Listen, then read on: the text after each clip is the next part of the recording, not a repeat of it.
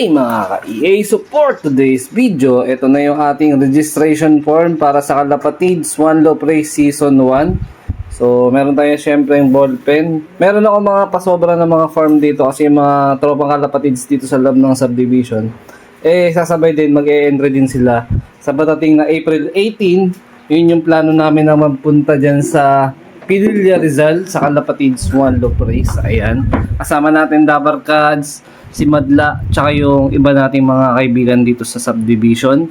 So, gagamitin natin yung service nila, yung kasabay nung mag-share na lang kami sa panggas kasi di biro ang presyo ng gasolina ngayon. Grabe, napakabigat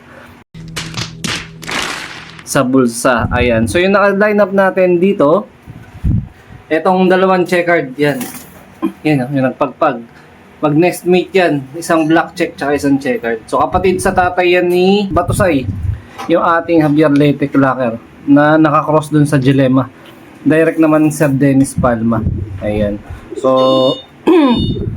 medyo excited na rin tayo magpunta syempre sa Kalapatids OLR. Medyo may kalayuan nga lang yan dito sa San Jose del Monte, Bulacan. Pero dun sa mga iba na hindi talaga kaya makapunta sa mga dun sa main, sa Kalapatids One Loaf Race dyan sa Pililla, meron naman po mga drop point na naka-assign para pwede kayo dyan mag-submit. Pa-flash ko na lang dito sa screen if ever hindi kayo makarekta doon. So every Saturday and Sunday po ang submission ng entry doon sa Kalapatids One Loaf Race. Tapos possible sa susunod na buwan may magbubukas ulit na One Loaf Race, which is ang BBC naman. So try na rin kung makapag-breed pa tayo ng pasobra kasi ang mga naka-line up ko naman kasi ngayon na naka-breed na is pang SDR na.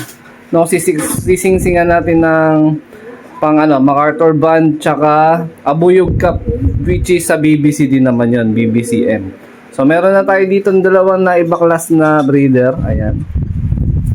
Ito yung Taiwan na hen. Yan, direct galing kay Madla. Ayan mga Kalapatids. So maganda pa rin hipo niyan. Actually pwede pang ikasayan sana, kaya lang mas gusto ko na magpahinga na ng mga breeder.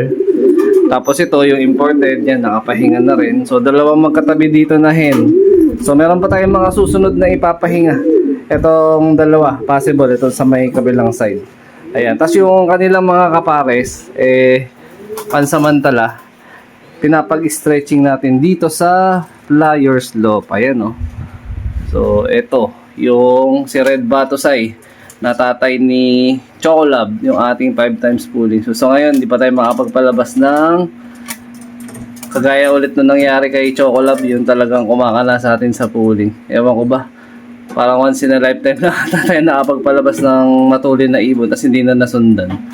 Ayan, tapos ito naman yung isa, yung Old Line Victor Lim Sir Dennis. Ayan. Okay naman yung ating training kanina, Lapas Tarlac. So, meron tayong tatlong pa-oy. Ayun mag-iitlog pa to ng pangalawang egg. Ito, si Sexy Blue. Ayan, sino ba to? Si Red Bar. Sino mga lahi nito? Ay, hindi, sa kabila pa lang. Iba pala tatay niya. Iniisip ko kung ito yung tatay niya, hindi pala. Ibang, ibang bloodline pala to. Paul Sion Cross, MacArthur Solo pala to. Ayan, tapos si Bulilit yan. Tatlo yung pauwi natin galing Lapas Tarlac. Yung isa nating ibon na hinabol sa training, yung Grisel, kasama ang palad. Di ba, kaka-recover ko lang sa kanya galing sa cancer. So, ibinasket ko kagabi. So, kasalanan ko yun. Although, magaling na siya, pero tingin ko hindi pa siya 100% physical na kondisyon. Actually, may markings na yun. Lagpas pa nga ng kabanatuan yung markings ng training nun. Kaya lang, syempre, error ko yun as a fancier. So, di pa nakauwi sa nating ibon. Ayan, ito yung tatay nun ni Red Bar. Ayan So, ito lahi nito no MacArthur Solo Clacker. MacArthur 2 Bataan. Ito.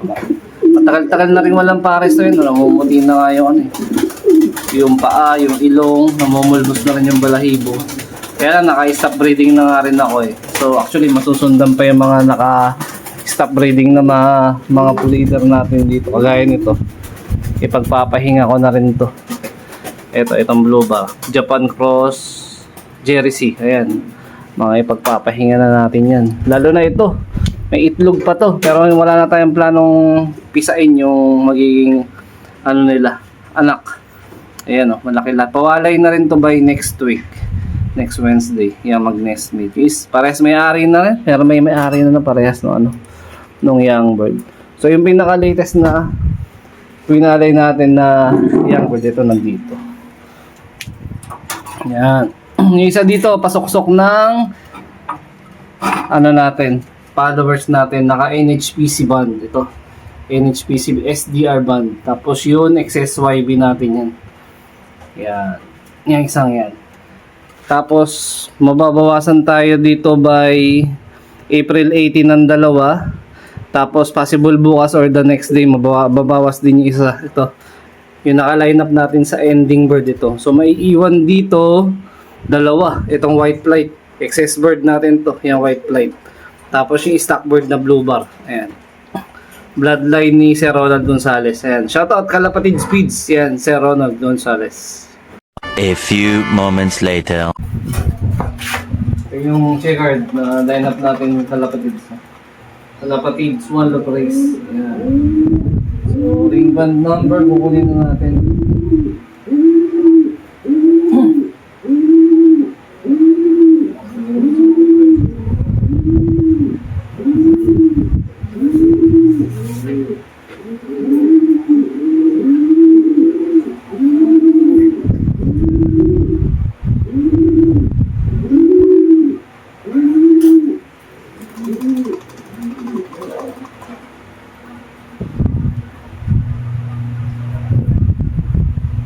Yung lahi po nito. Hindi lang talaga ganun kapatok katawan ng lahi ng Javier ko.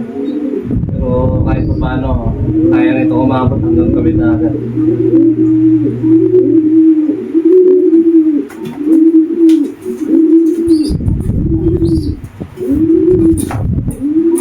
Ito yung pangalawa. Kakulay ito ni Batusay. Tsaka no main foundation ko.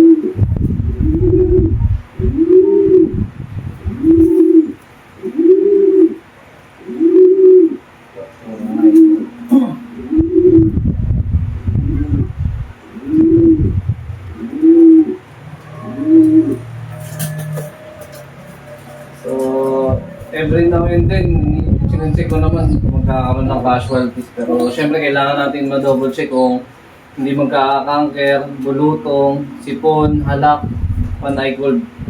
So dapat healthy. Healthy yung young bird na isasubmit natin doon mga kapatid. So mas maganda katawan nito compare doon sa isa. Pero mas likely pag-cut talaga medyo mas maganda ang ibo, mas malapad, mas malaki.